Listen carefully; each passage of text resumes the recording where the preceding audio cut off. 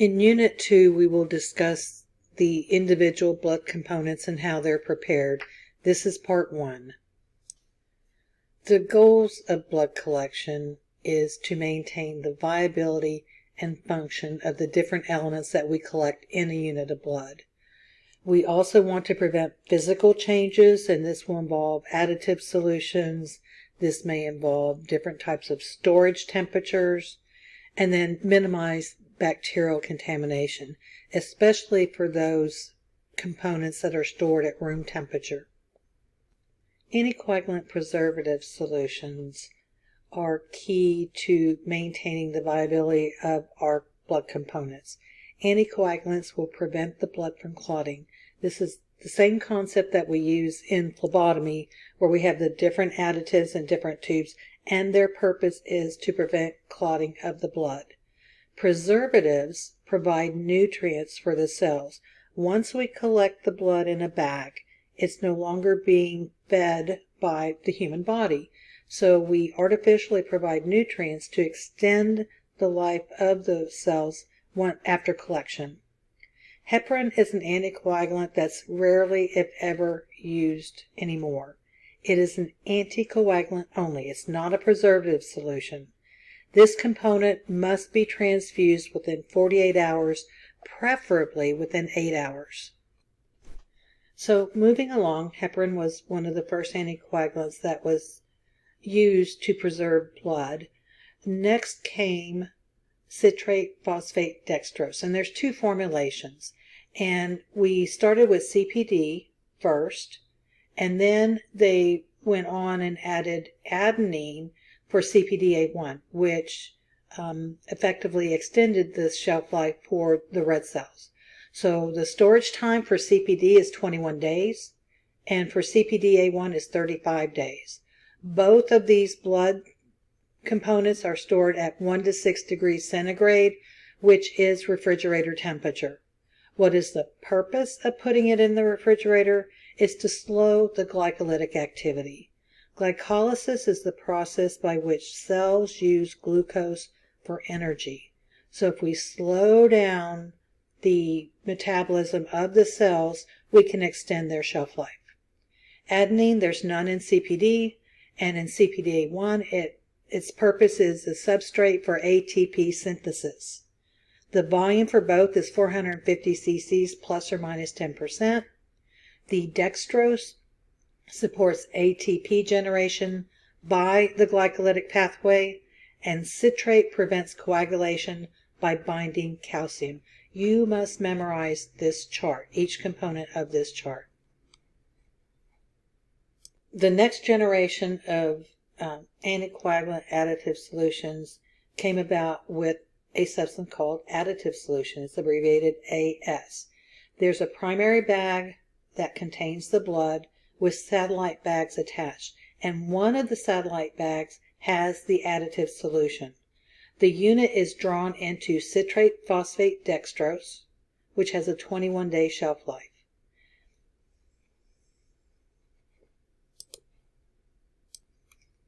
So how do we get the Adsol into our blood bag? First, the whole unit of blood is put in a centrifuge, and they do a soft spin, and this is to separate the red cells from the platelet-rich plasma, PRP. The PRP must be removed within 72 hours of collection. Once the platelet-rich plasma is removed, then the satellite bag is opened to dump the Adsol solution into the red cells. Adsol consists of saline, adenine, glucose, and mannitol. This extends the storage of red cells to 42 days. And just a historical note, when this first came out, it had a 49-day shelf life.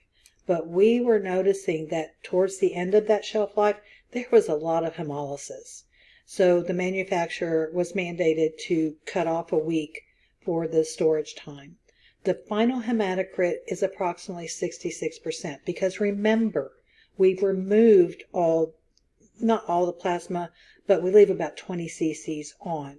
So again, the final hematocrit of this type of product is 66%. We're going to talk about the changes which occur during storage, and the first component of this is shelf life. Shelf life is also known as expiration date. So when you buy milk at the grocery store, you always want to get the one with the longest shelf life, because when milk goes bad, milk goes bad. So it's the same concept when we're looking at components. At the end of expiration, the unit must have 75% recovery of the product.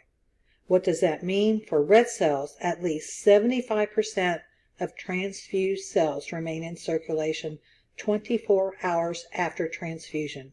Well, how did they figure this out? Well, they're scientists, and what they would do would be to tag the donor red cells with some type of tag, transfuse it into a patient, and then calculate by drawing their blood 24 hours later how many of the tagged red cells were still in circulation. One important concept in transfusion medicine is the effect that the storage lesion has on blood products. The storage lesion is biochemical changes which occur when red cells are stored at 1 to 6 degrees centigrade. This affects the oxygen dissociation curve. Now think back to hematology, bring that back to the front of your brain. The oxygen dissociation curve causes an increased affinity of hemoglobin for oxygen, and that's not a good thing. So as 2,3-DPG levels decrease in stored blood, the hemoglobin has an increased affinity for oxygen, means it binds more tightly. So less oxygen is then able to be released to the tissues. The change in pH in the unit of blood drops, which causes the 2,3-DPG levels to fall. The good news is, once transfused, these red cells will regenerate ATP and 2,3-DPG. There's few functional platelets present, which is why we never give a red cell component, a packed red cell component for platelets. Viable or living RBCs decrease. The two patient populations for which the storage lesion must be kept in mind is for infants and massive transfusions. Infants have a very small blood volume, and having low 2,3-DPG levels and the affinity of oxygen for the red cells could be very deleterious to them. And in massive transfusion, you're just dumping stored blood products into them. So this could definitely affect the ability for the oxygen to be released to the tissues. So the summary of biochemical changes involved with the storage lesion are as follows. The pH will decrease, 2,3-DPG levels decrease, ATP decreases, potassium comes out of the cell and will increase in the plasma, the sodium decreases, and plasma hemoglobin increases. Why does the plasma hemoglobin increase? Because as cells die, they fall apart and release the hemoglobin from the cell. You must memorize these changes. I found this picture which kind of nicely illustrates the lesion of storage. So on the left-hand side, you see the red cell and the sodium's going into the red cell. The potassium is coming out. And then it shows you the different changes, the plasma hemoglobin, the potassium, and so on. Now let's get into the actual preparation of components. You want to collect the unit within 15 minutes to prevent activation of the coagulation system, because we're going to use the plasma components to make coagulation factors or products for the use to prevent coagulation. It's drawn into a closed system. It's a primary bag with satellite bags with a hermetic seal between.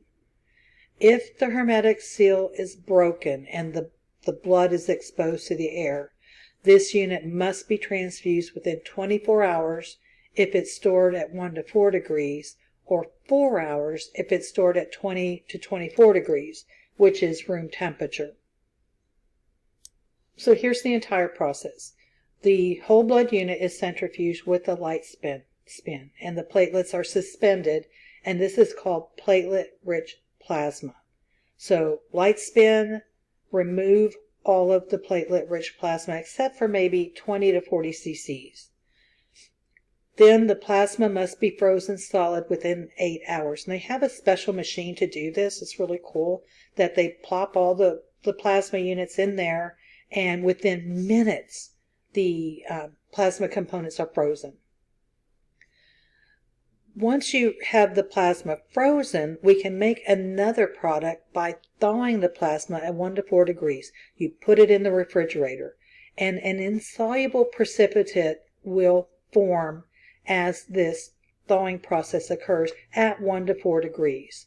This plasma is then centrifuged, and you express all the plasma leaving the cryoprecipitate, which is about 15 to 30 cc's. It's not very much. Once the cryoprecipitate is separated, it is stored at minus 18 degrees. That's in the freezer.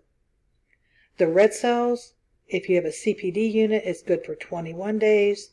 If you have an ADSOL unit, it's good for 42 days. And these are stored at 1 to 6 degrees.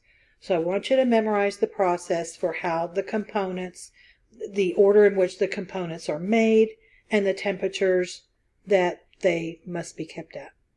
I love this diagram. I know it's too big for a slide, but it really nicely illustrates the process and how components are made from a unit of whole blood.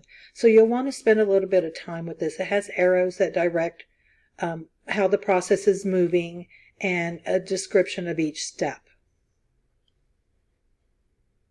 So in summary, 1 unit of whole blood can produce packed red cells, fresh frozen plasma, cryoprecipitate, single donor plasma cryo-removed, and platelets. And this allows us to treat patients for the component they need. If you are very severely anemic, you don't need plasma, you need red cells. So by giving whole blood to a patient who's severely anemic, we can cause some devastating effects to that patient. We have a device in the blood bank that really makes it easy for us to prepare components. This can be used in the donor center as well as the transfusion service. And this machine is called a sterile docking device. And what it does is you have tubing on one side that goes to a satellite bag, and then the tubing from the donor unit. And what this does is you close it up. I've used this many times, and it will seal the two tubings together without ever exposing them to air. So this is just a wonderful device. It's really saved a lot of product, because once you enter a unit, if it's stored at 1 to 6 degrees, it's only good for 8 hours. So this is also used to pool components, which we'll talk about those components later on.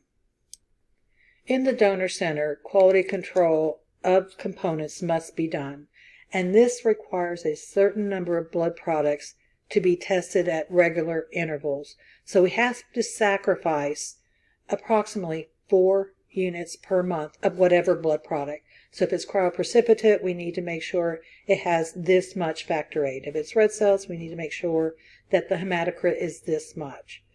We must ensure product preparation results in a component that meets the regulatory agency's guidelines for number or quantity of the component that's in the bag. So as I said before, blood is separated into components to specifically treat patients with the product that they need. The advantages of component separation is it allows the optimum survival of each component. For example, if we left the plasma on the red cells, the coagulation factors will decrease rapidly. But if we go ahead and separate and freeze, then we can preserve those coagulation factors. And this allows us to transfuse only the component needed. Like I said, if you have somebody who's going into DIC, they need cryoprecipitate as one of the components to help stop the process. Transfusion practice, transfusion of any blood component requires a doctor's prescription. all components must be administered through a filter because there's particulates that we don't want to go into the patient. You want to infuse it quickly and definitely within 4 hours. What we tell the nurses is to transfuse as fast as the patient can tolerate it. So if you have an older person, you may want to take the whole 4 hours. Whereas you have a young person, usually they can do very well with a rapid infusion of the blood. D is an antigen that is present or absent on cells, and if you do not have the D antigen, we need to give you blood that is negative for that antigen. It is one of the most immunogenic antigens, meaning if a patient who is D negative is exposed to the D antigen, they have a very high chance of creating an antibody. ABO identical is preferred, but ABO compatible is okay. So you will learn during your blood typing lab that, for example, Group O is the universal donor for red cells because it doesn't have any A antigens or B antigens. It's a naked cell. And for plasma, AB is the universal donor because the AB person will not have anti-A or anti-B, which would attack those types of cells. Fresh whole blood is a very rare animal because the blood is not usually available until 12 to 24 hours after it's collected and processed. We have to get all that serological testing done. It has to be screened for the presence of bacteria. And so, again, we used to be able to get very fresh blood, not anymore. People or patients who are candidates for fresh whole blood are newborns who need an exchange transfusion. And what we do is we mandate we have to use a unit that is less than 7 days old. And we try and get it as fresh as possible. 3 days is wonderful because in an exchange transfusion, we're removing baby blood and then we're putting in donor blood.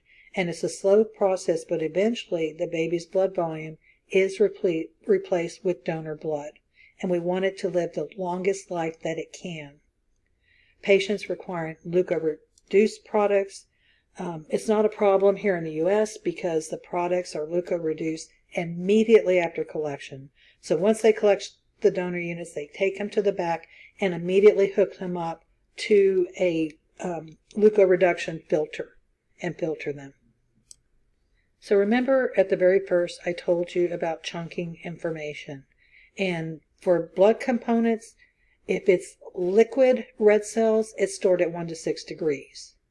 If it's platelets or cryothawed or granulocytes, it's stored at 20 to 24 degrees, which is room temperature. Any frozen plasma product must be stored at less than or equal to minus 18 degrees centigrade. Any liquid plasma product except cryo is stored at 1 to 6 degrees. Liquid cryo is stored at room temperature. In the following discussion, we will focus on the most commonly used blood products. There are some very unique blood products that can be made, but we're going to talk about the ones that are most frequently used in the transfusion service for patients. Components may be altered in many different ways, which changes the name and in some cases the expiration of the blood component. So let's talk about the different types of blood components, and here again we're going to go ahead and chunk the material. So for cellular, we have red cell products, platelets, and granulocytes. For plasma products, the most common ones that are made are FFP, fresh frozen plasma, and cryoprecipitate. We're first going to discuss those products with red cells. Whole blood is just as it came out of the body. It's everything. Nothing has been separated. The clinical indications, as we discussed before, for the use of whole blood are extremely limited. It's used for massive transfusion to correct acute hypovolemia, such as in trauma and shock and exchange transfusion. It's rarely used today, even for a massive transfusion. The platelets become non-functional. The labile coag factors are gone. So it's best just to treat the patient with those components that they need. Even for babies, when we do exchange transfusions, we'll use red cells and fresh frozen plasma because those together have the blood components that are needed for the infant. This product must be ABO identical. What that means is if you are a Group A person, for whole blood, you have to get Group A. If you are an AB person, you must get AB. And that's because the plasma contains ABO antibodies that in a sufficient amount will coat and then cause destruction of a patient's cells. For example, we know Group O is the universal donor for red cells. If you transfuse a person with Group O whole blood, especially 2 to 4 units, this could create hemolysis in the patient. So when we're preparing blood components, the first thing we start with is a unit of whole blood. And there are time limits for component preparation because the longer the component is stored without separation and proper storage, there are changes. Again, the labile coag factors are gone. The platelets are dead. So the day of blood collection, within 8 hours, or if you store it at room temperature after 24 hours, you want to go ahead and separate the whole blood into its components. After storage at 4 degrees for 24 to 72 hours, you can make the red cells, but the platelets and the FFP cannot be made. Now, you can still salvage the plasma because that can be used for certain types of patients. But so far as getting a fresh frozen plasma, no. Red blood cells are also known as packed red blood cells or PRBCs, and this is used to treat symptomatic anemia and routine blood loss during surgery.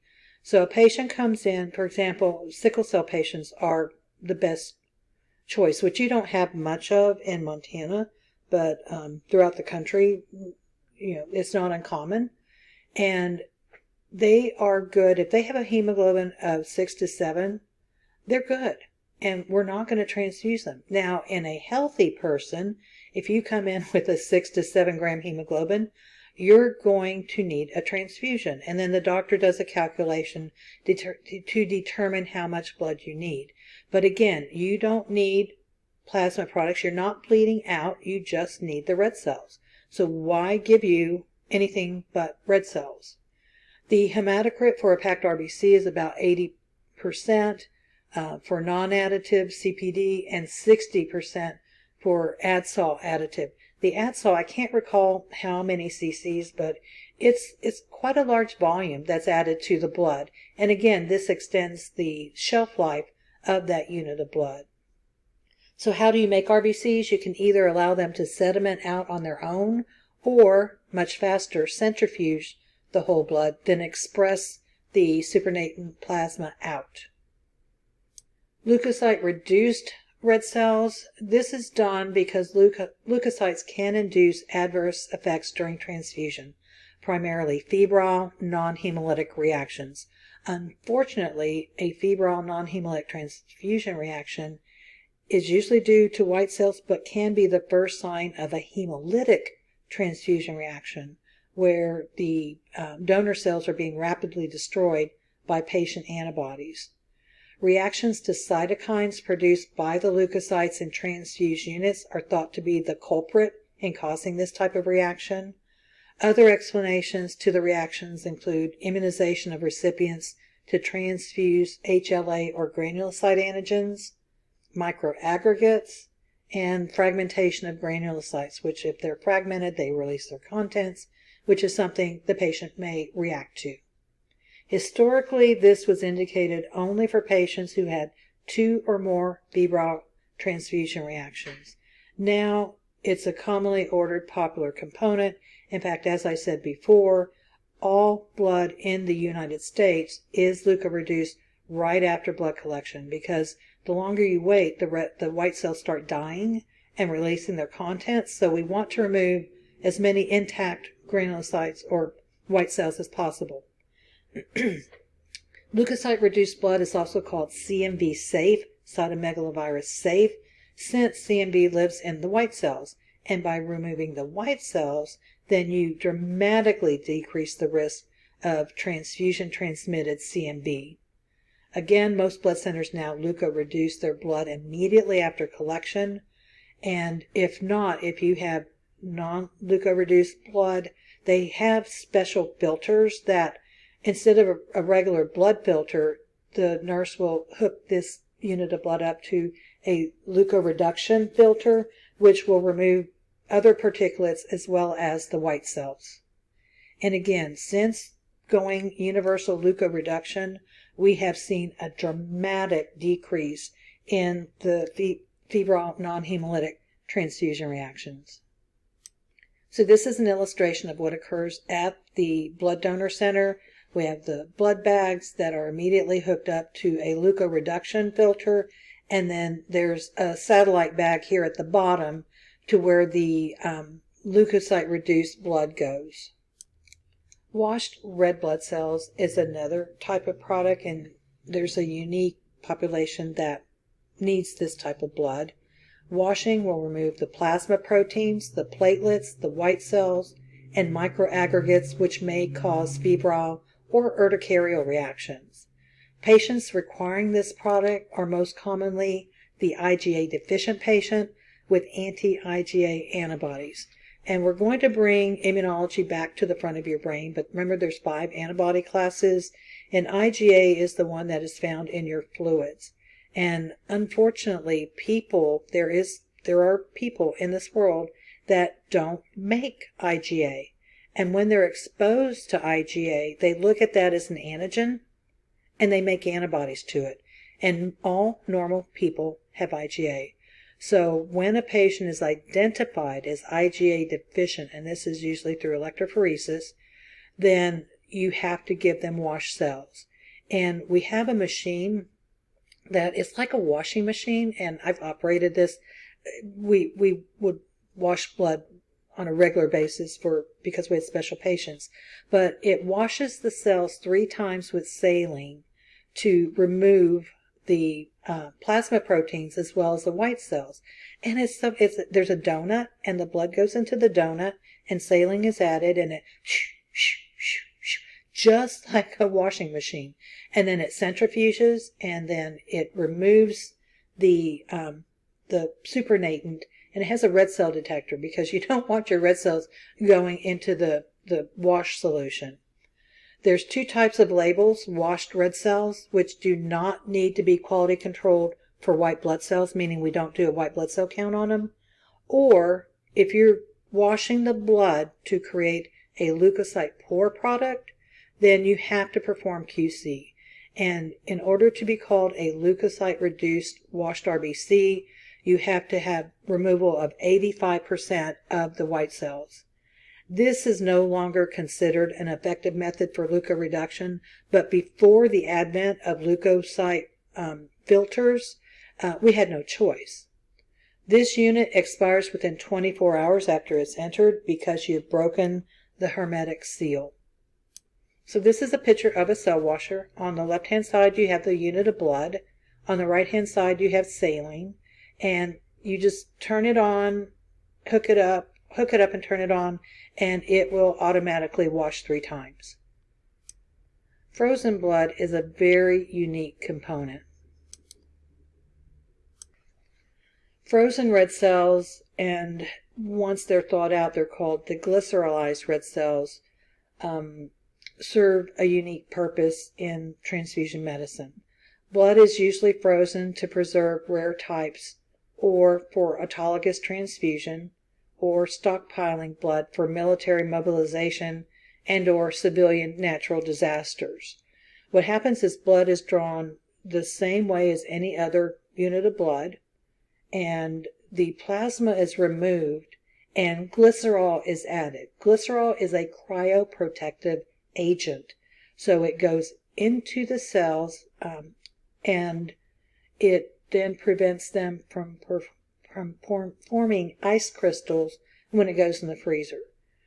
After equilibration of the donor unit, once it's believed that the glycerol has equilibrated into the cell, The unit is centrifuged to remove the excess glycerol, and then it's frozen. Expiration, if it's frozen, it's 10 years. After deglycerolizing, because again, you've broken the seal, it's good for 24 hours.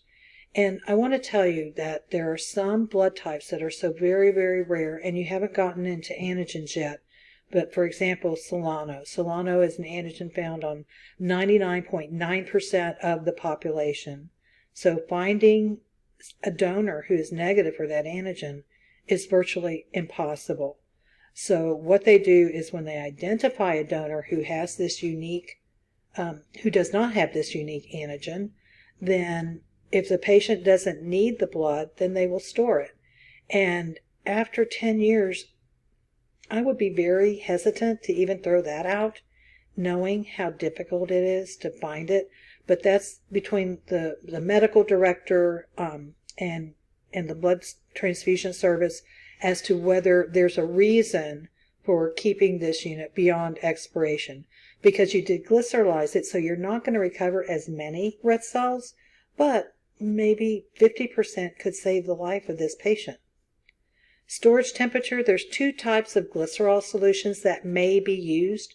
High glycerol is nice because it has a minus 65 degrees centigrade storage temperature, so that's a laboratory freezer. Low glycerol must be stored at minus 120, which is liquid nitrogen. And not many hospital labs have a liquid nitrogen freezer in their facility. But the blood center, the donor centers, will most likely have these and store the units. So how do you prepare frozen red cells for transfusion? You have to use a process called deglycerylation. So the units are thawed at 37 degrees. The thawed red cells will have a high concentration of glycerol, which is not good for the patient. So what they need to do is remove as much of the glycerol from the cells as possible. So what they do is they add a solution of glycerol of lesser concentration of the original glycerol that was added. This causes the glycerol to come out of the red cells slowly to prevent hemolysis of the red cells. So if we used a 50% solution of glycerol, the glycerol in the cells would leave so rapidly that the red cells would pop.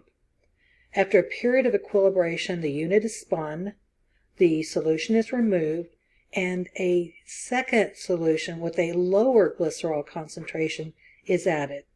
And this process is repeated until all the glycerol is removed. More steps are required for high glycerol stored units because they have a higher concentration of glycerol in the cell. After deglycerization, the unit is then washed. The last red cell component I'm going to talk about is rejuvenated red blood cells. This is done, rejuvenating the cells is done by adding a special solution to expired red cells up to 3 days after expiration to restore the 2,3-DPG and ATP levels to pre-storage values. The rejuvenated red cells regain normal characteristics of oxygen transport and delivery and improve post-transfusion survival. The expiration is 24 hours, but if you freeze it, it gets an additional 10 years. So why would we want to rejuvenate a unit of red cells?